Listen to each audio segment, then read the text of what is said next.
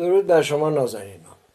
الان میخوام در رابطه با قضایایی که هفته پیش در مراسم 8 ژانویه در لندن اتفاق افتاد صحبت کنم.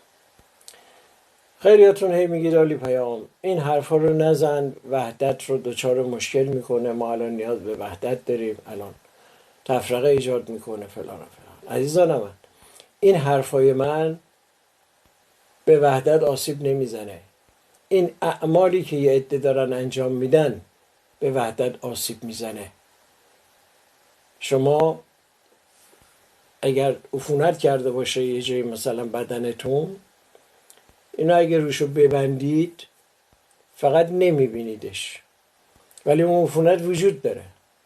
اون نه تنها خوب نمیشه بلکه به سایر اندامهای شما هم تسری پیدا میکنه. شما اگر تو راهروی آپارتمانتون دارید میرید ببینید گربه کثافت کرده، یک کاغذ میذارید روش رد میشید، خب اون کاغذ بذارید روش فقط باعث میشه نبینید، ولی او وجود داره. بوش اذیتتون میکنه، میکروبش به تمام محیط پراکنده میشه. بنابراین چاره نیست که فقط آسه هیچی نگیم بذار بگذاریم، نه، این رو باید درمان کرد. یه عده حاجی میرفتن مکه، شب آبگوش بار گذاشته بودن، یه عربی اومد رد شد، یه دونه موش انداخت تو دیگ، گو انا شریک، یه ضرب المثله. حالا یه عده فلانژه فاشیست سلطه‌جو هر جا که دیگران یک برنامه‌ای تشکیل میدن، یک راهپیمایی، یک میتینگی، یک مراسمی، در 15-20 نفر با پرچم میان اون وسط میگن انا شریک. باش، شما هم شریک، شما هم ایرانی هستی، تشریف بیارید، شما هم جزئی از جمع.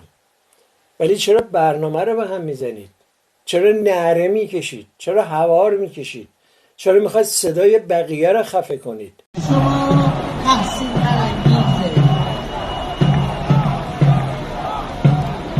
دوستان عزیز، عدالت رویای امروز ما.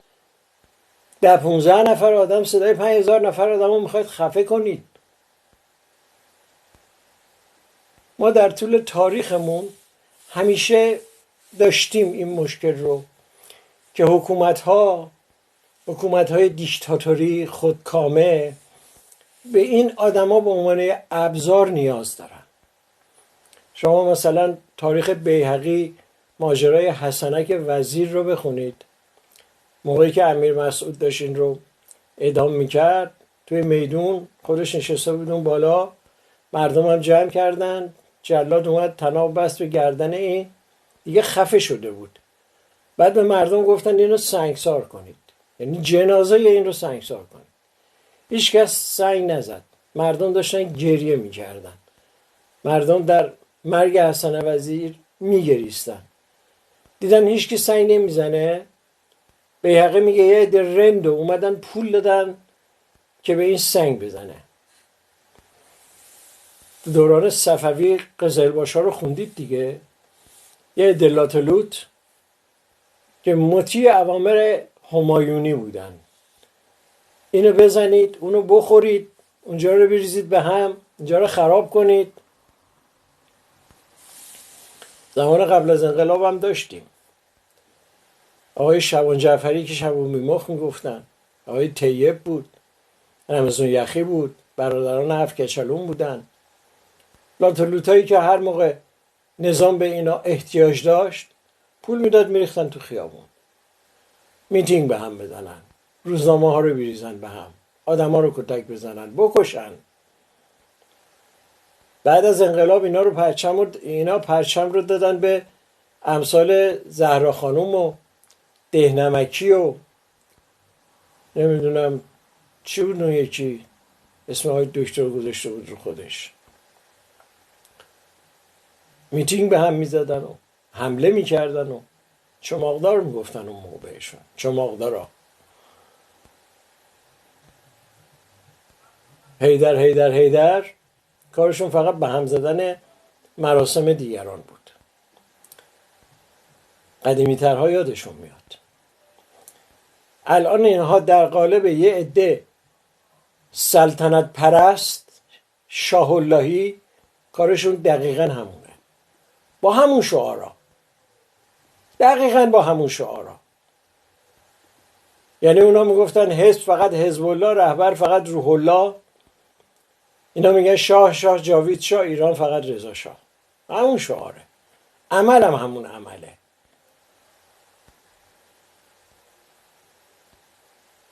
من از اینا میپرسم شماها اگر که واقعا وجود خارجی دارید، چرا خودتون تظاهرات مستقل تشکیل نمیدید؟ چرا فقط میاد تو تظاهرات هایی که دیگران تشکیل میدن سعی میکنید به هم بریزید؟ خودتون یه بیانیه بدید، همتون با هم، سامانه پادشاهی و سلطنت پرستا و حتی جمهوری خواه و مشروطه خواه، آقا یه بیانیه بدید همه طرفداران شما فلان روز جمع شن فلان جا. ببینم 50 تا آدم میتونید جمع کنید؟ 50 نفر آدم هستید شما اصلا؟ فقط دیگران یه تظاهراتی تشکیل بدن، شما اونجا عرض اندام کنید و فحاشی کنید و حتاکی کنید و عربده بکشید و مراسم رو به هم بزنید.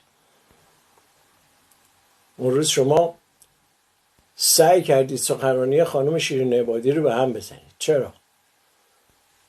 خانم عبادی چرا باید حرف نزنه؟ چرا صداش نباید به گوش مردم میرسید از لحاظ شما؟ چه کرده خانم عبادی؟ گناهش چیه؟ ایشون هم مثل حالو نامه به خانم دیبا نوشتن. خانم طهماسبی که مادر یکی از قربانیان پرواز 752 ایشون میخواست سخنرانی کنه، باز شما هوار کشیدید، باز نعره کشیدید.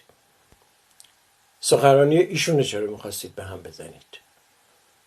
با حامد اسماعیلیون مشکل دارید، از حسادت دارید جلز و ولز میکنید، کاری که این مرد تو 1 سال کرد شما تو 43 سال نتونستید بکنید.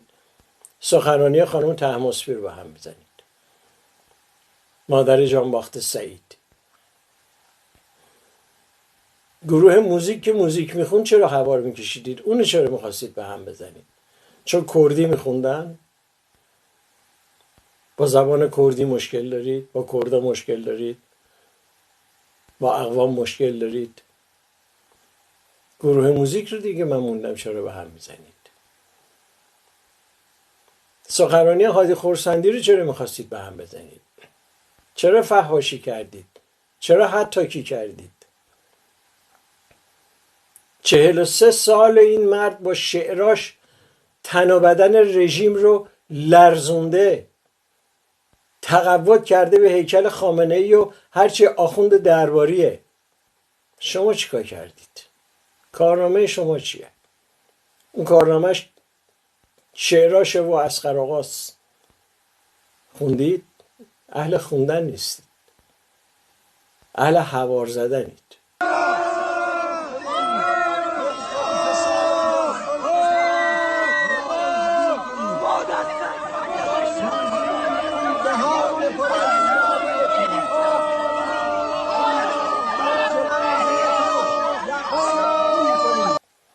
فالانجید، شما اهل مطالعه نیستید، لاتید، لومپنید.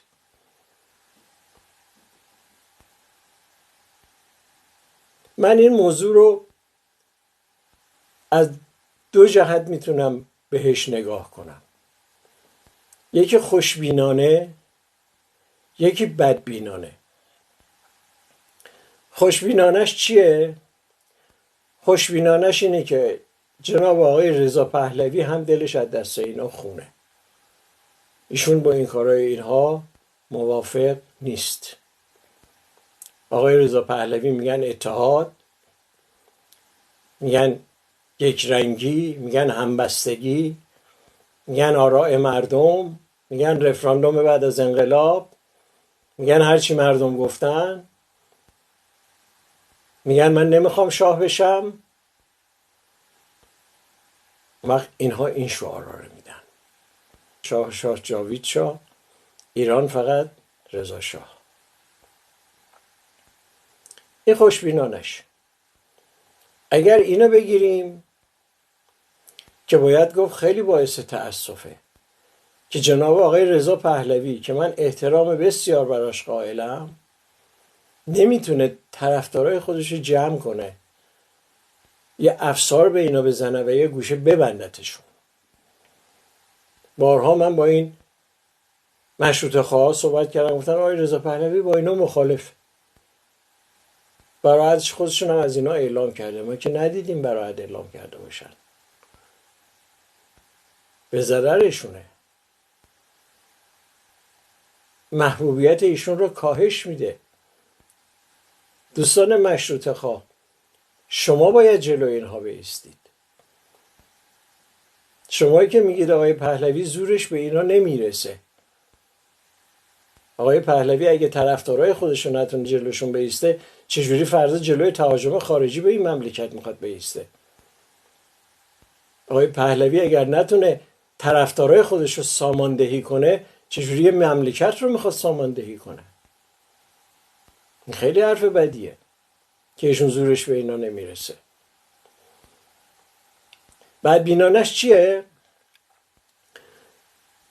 این اراذلی که از دیوار سفارت انگلیس رفتن بالا، اگر یادتون باشه چند وقت بعدش آقای خامنه‌ای یه ملاقات با اینا داشت و محکوم کرد، گفت بالا رفتن از دیوار سفارت کار درستی نیست، غلطه، محکوم کرد.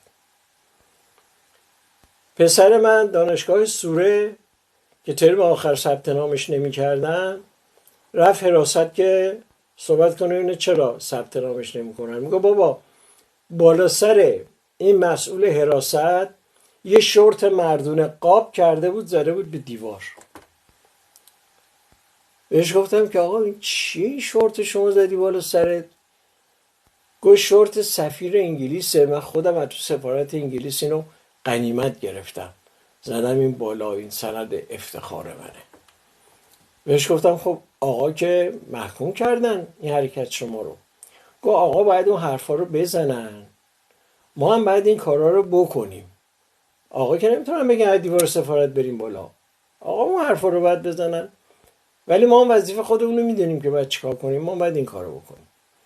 براستم میگفت، برای اینکه دیدیم همه اینا منصب گرفتن تو دولت آقای رئیسی، همشون، چه داخل کشور چه خارج کشور، پست و مقام گرفتن و درست بود. خامنه‌ای باید اون حرفا رو بزنه، اینا هم باید این کارا رو بکنن. یادش بخیر زنده یاد آقای صدراک تو انجمن امیرکبیر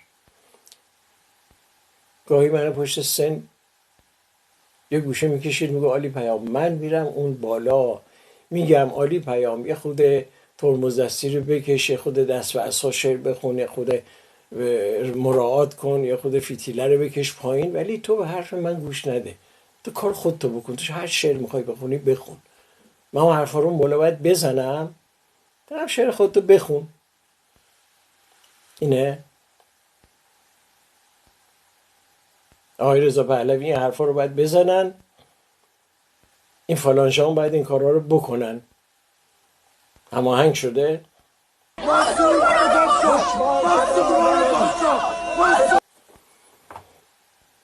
جناب آقای رضا پهلوی، به این پرچمی که پشت سر من سوگند یاد میکنم.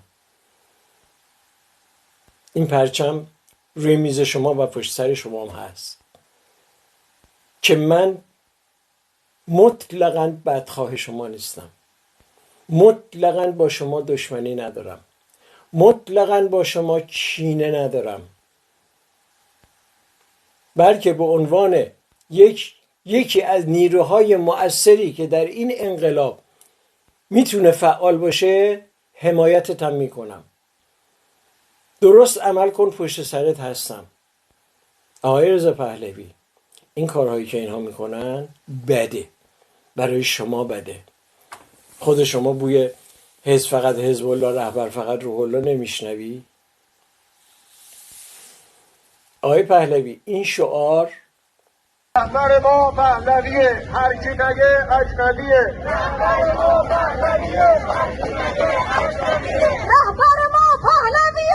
کی نگه اجنبیه. این شعار درسته؟ شما این شعار رو تایید میکنید؟ هر کی طرفدار شما نباشه اجنبیه. اجنبی یعنی چی؟ یعنی ایرانی نیست. هر کی نگه پهلوی حقوق شهروندی توی این مملکت نداره باید بره از ایران. دوباره حزب رستاخیز هر کی نمیخواد بره. هر کی نگه پهلوی اجنبیه. مردم زاهدان که یه شهر یک صدا داد میزد نه سلطنت نه رهبری، دموکراسی برابری، اینا اجنبی هن. بسیار زیادی از ترک ها شما را قبول ندارن، اجنبی هن. اینا باید برن از ایران. خیلی از مردم شما را قبول دارن، خیلی هم قبول ندارن، اون اجنبی هن. شما نباید به این آقایون بگید که این شعارا رو ندید. یه بار من به یکی حزب اللهی گفتم، این آقای امینی، آیت الله امینی که برگشت گفت شکم مادرش اومد بیرون گفت یا علی، اون گفت علی یارد، این چه حرف مزخرفیه؟ آقا گفته بگن، آقا گفته بگن، خودشون میگن. گفتم آقا نباید بگه نگین. آقا وقتی سکوت میکنه یعنی راضیه. شما دیدین تا حالا خامنه ای بگه این چرت و پرتا چیه، من از اونجای ننم اومدم بیرون یا علی نگفتم؟ خود من یادم نیست، شما چجوری یادتونه؟ آقای پهلوی به طرفدارانتون بگید این کارهایی که دارن میکنن به ضرر شماست.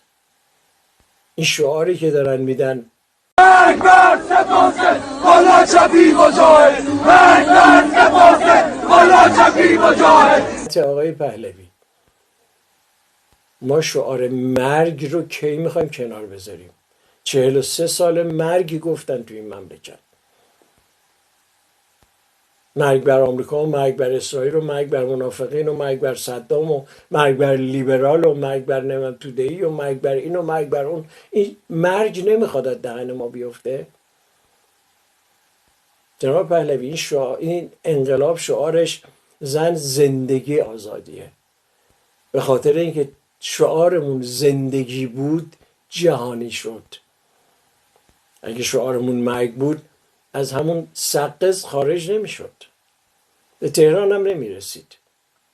زندگی بود که دنیا رو فرا گرفت. نمیخوایم شعار مرگ رو کنار بذاریم.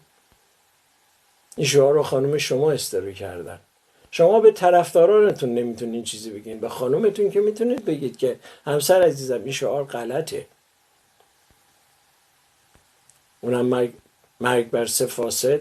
شما یاد شعار اول انقلاب نمیافتین گفتن مرگ بر سه مفسدین کارتر و ساداتو بگین؟ یا همون شعاره. یا شعارها همش همین کپی کپی همین شعارهای گروه فشاره. هم عملشون عمل حزب اللهی هست، هم شعارشون شعار اوناست. نه تنها مجاهد، نه تنها چپی، حتی ملاها باید اگر جرمی کردن محاکمه بشن. مرگ یعنی چی؟ چرا حکم صادر میکنیم؟ شما با خلخالی چه فرقی میکنید؟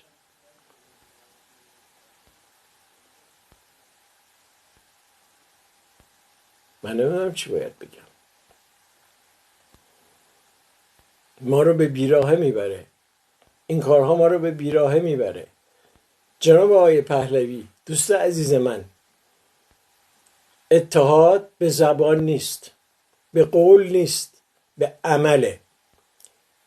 نگید اینها رو اینها نیروهای رژیمن، نیروهای نمیدونم نفوذی رژیمن. نه خیر، نفوذی رژیم نیستن. همشون آدمای شناسنامه دار شناخته شده هستن. ما اینا رو میشناسیم، شما چطور نمیشناسید؟ بیاید بگید این شعار غلط ندید. شعار مرگ بر سفاست غلط نگید. شعار هر کی نگه پهلوی اجنبیه غلط نگید. حتی شعار جاوید شاه غلطه. فقط این پرچم به این مملکته که جاویده. شاه ها میان میرن.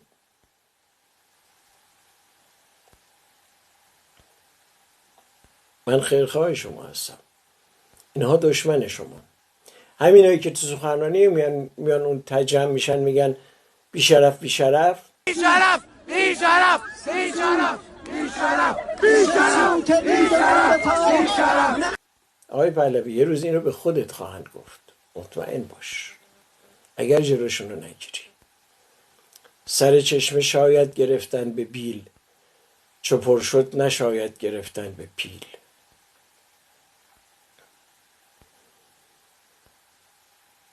خیلی حرف دارم برای زدن. جناب آقای پهلوی، این آقای قانعی فردی که این برابر داره سینه چاک کرده برای شما و پدر گرامیتون، بهشون بفرمایید که بقیه لال نیستن. بقیه به خاطر حفظ اتحاد سکوت کردن و چیزی نمیگن. ما همه این حرف رو گذاشتیم برای بعد از انقلاب. بهش بگو آقای قانعی فرد، تهمت میخوای بزنی بزن، توهین میخوای بکنی بکن، نمیدونم تاریخ میخوای جعل کنی بکن، بعد از انقلاب که یه عده بتونن بیان جوابتو بدن. اینقدر برای همه پرونده نساز، بقیه لال نیستن. ما حفظ وحدت داریم میکنیم. ما مسئله اصلیمون رژیم اسلامیه. به هیچ چیز غیر از سرنگونی رژیم اسلامی نمیاندیشیم. آقای پهلوی اجازه بدید که اینها رو ما بیرون بکنیم، بعد به این آقایون بگین بیان پای سفره سینه بزنن. حرفی نیست که. بیاین بگین، جوابم بهتون نمیدیم. اصلا هرچی شما میگین درسته، همینه. همین تاریخ جعلی که شما درست کردید همینه. قبول. الان وقتش نیست. الان همه نوک تیرها باید به سمت رژیم باشه، به سمت سرنگونی رژیم باشه، به سمت رفتن ملاها باشه. غلطه. ولی حرف داشتم برای حرف زدن، یادم رفت مثل چی میخواستم بگم. دوست من، دوست عزیز، جناب آقای رضا پهلوی گرامی، از شما دارن شمشیر برهنه حضرت عباس میسازن. یعنی تقدس. یه حاله قدسی دور شما درست کردن. مثلا نامه‌ای که به مادر شما نوشتم 20 تن فحش و ناسزا خوردم. جرمه. الان چند نفر تو زندانن به خاطر اینکه به خامنه ای نامه نوشتن. بله، در یک نظام دیکتاتوری به خامنه ای نامه نوشتن جرمه. نامه نوشتن به خانم فرح دیوام جرمه. مقدسن، حاله قدسی دارن، سمتش نباید رفت. من الان این حرف رو به شما دارم میزنم، جرمه.